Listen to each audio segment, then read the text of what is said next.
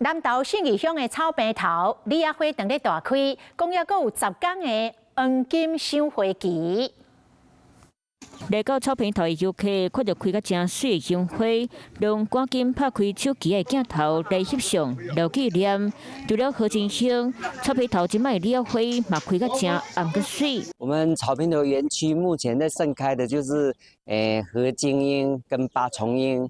还有梨花，梨花大概有开差不多8、9成的。信义乡草坪头的樱花季最近到何真香和李亚花开花季节，平常时啊，就成几20台游览车游客来赏花，在地业者就真俄勒讲说，今年的交通管制做得真好。再过2个礼拜之后，我们 富士樱跟吉野樱也即将大盛开。过2礼拜就是吉野乡、富士乡开花时期，欢迎民众手牵手摇卡针花，同齐来欣赏美丽风景。